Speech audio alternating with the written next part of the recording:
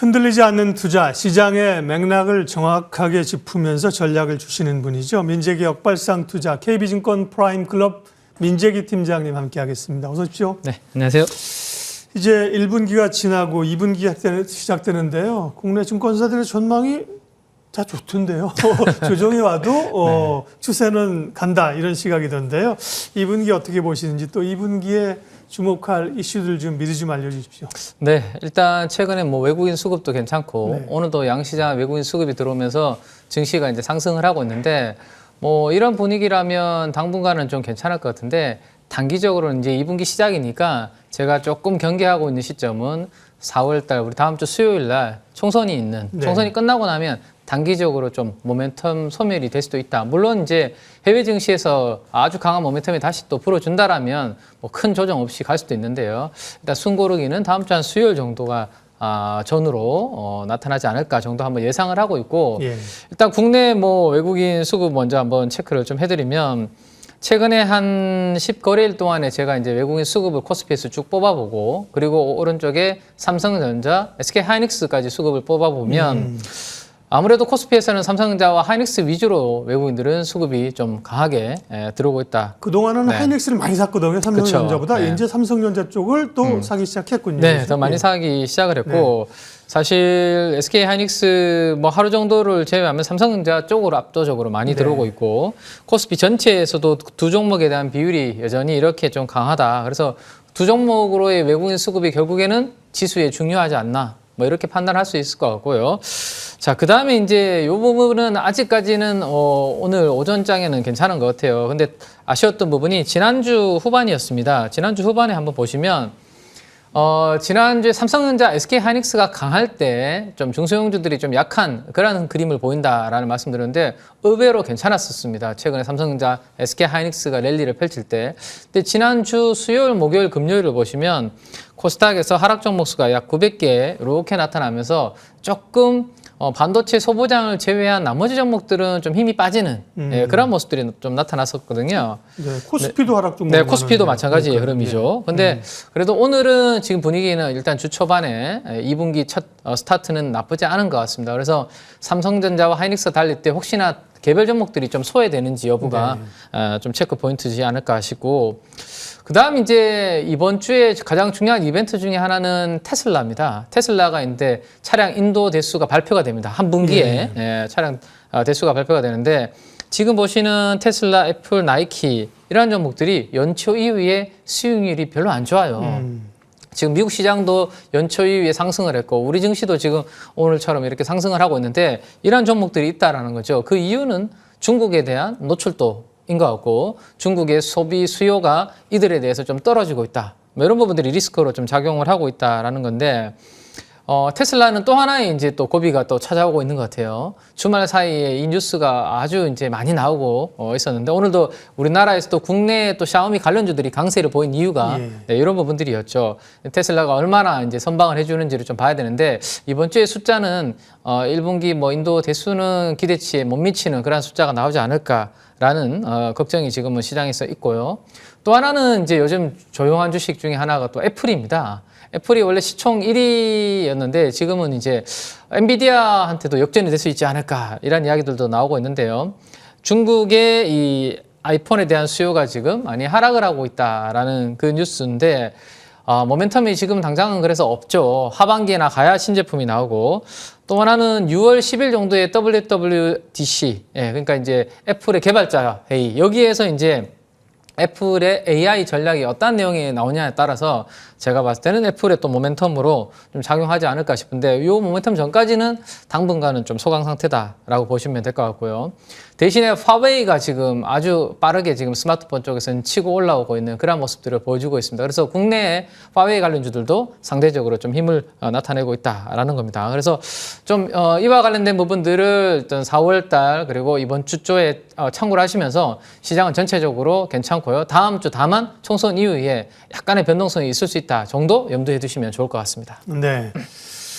자, 2분기의 흐름들을 미리 좀 체크 포인트를 잡아 주셨고요. 단기적으로 보면 이번 주 금요일 삼성전자 잠정 실적을 발표를 해서 이제 실적 시즌인데 네. 실적에 대한 눈높이도 우리 기업들이 전보다는 이제 좀 높아지는 것 같습니다. 네, 네. 전분기, 전전분기보다는. 그럼 실적을 좀 중요하게 봐야 될 실적이 좋아질 섹터가 어디냐인데 수출이 이제 잘 되니까 뭐 반도체, 뭐 화학 뭐 이런 쪽 네, 네, 그렇게 네. 보고요. 그 가운데 오늘은 팀장님은 화장품주, 네. 화장품도 실적이 나쁘지 좋아지는 않은, 섹터입니까? 네, 나쁘지 않은 것 같습니다. 네. 일단 대형 섹터로는 반도체만 거의 실적이 좀 올라오고 있는 네. 분위기인데, 좀 작은 섹터로는 화장품이 최근에 조금 올라오고 있다라는 말씀을 좀 드리면 될 것 같고, 때마침 주말에 이러한 또 데이터가 나왔기 때문에 한번 자료를 보시면 좋을 것 같습니다. 중국인 관광객이 30만 명을 다시 돌파했다라는 소식이 이제 주말 사이에 데이터가 나왔습니다. 그래서 방한하고 있는 관광시장에서는 중국인들이 압도적으로 지금 1위를 하고 있다. 요 뉴스였는데요. 최근에 화장품 관련해서 이제 이 포워드 기준으로 PER과 코스피하고의 밸류에이션을 보면 아주 많이 축소가 되어 있습니다. 네. 과거에 프리미엄이 이만큼 화장품이 더 붙었다라면 최근에는 프리미엄이 많이 줄어든 이유가 중국의 로컬 브랜드도 많이 올라왔고 뭐 우리 뭐 사드 관련된 그러한 한알령도 있었고 한데 특히나 아모레퍼시픽과 LG생활건강이 조금 힘을 못 썼던 그런 부분들이 있죠. 그래서 최근에 오른쪽에 보시면 메스 브랜드라든지 이런 비중국 쪽의 화장품 수출이 확대가 되고 있는 이런 부분들이 모멘텀이었습니다. 근데 때마침 중국의 방한 관광객 수가 늘어나고 있다고 하니까 이 부분은 모멘텀으로 지금 단기적으로 오늘 화장품들한테 힘을 실어주고 있다라고 보시면 될 것 같고 이미 실적 추정치는 지금 올라오고 있습니다. 지난 2월 달을 바닥으로요. 지금 3월 달 내내 실적 추정치가 이렇게 상향 조정이 되고 있기 때문에 이번 1분기 화장품 관련주들 실적 한번 기대해 볼 만한 부분들이 될 것 같아요. 자, 그러면 이 실적 상향 조정과 함께 수급은 좀 열심히 지금 들어오고 있는지를 한번 체크를 해봤는데 네. 아직까지는 들어올 더 룸이 있는 것 같아요. 지금 검은색 그림이 20일 동안의 누적 기간 순매수 대금인데요. 과거에 한 번씩 이렇게 많이 들어왔던 시점에 비교하면 아직은 여기에 있죠. 그래서 올라올 수 있는 룸은 모멘텀이 뒷받침되고 실적이 좋아지면 더 들어올 수 있다라는 생각이고요. 외국인들도 마찬가지입니다. 외국인도 아직까지는 중립 아래에서 포지션을 갖추고 있는 상황이기 때문에 이번 1분기 실적과 함께 수급은 조금 더 들어올 수 있는 룸이 남아있다라고 볼 수 있을 것 같습니다. 제가 개인적으로 최근에 아주 관심 있게 보는 부분이 이 내용인데요. I Love You라는 이제 일본의 드라마가 일본 내에서 네. 아주 히트를 지금 기록을 했다. 내가 당신을 사랑해 I love you가 아니라 EY. 네네네. 요게 I love 네, you네요. 요게 눈입니다. 눈. 그래서 그러니까요. 네, 여자 주인공이 일본인인데요. 네. 그 일본인 여자 주인공이 눈을 보면 네. 상대방의 마음을 읽을 수 있는 그런 내용의 이제 드라마. 판타지 네. 러브 스토리인데요.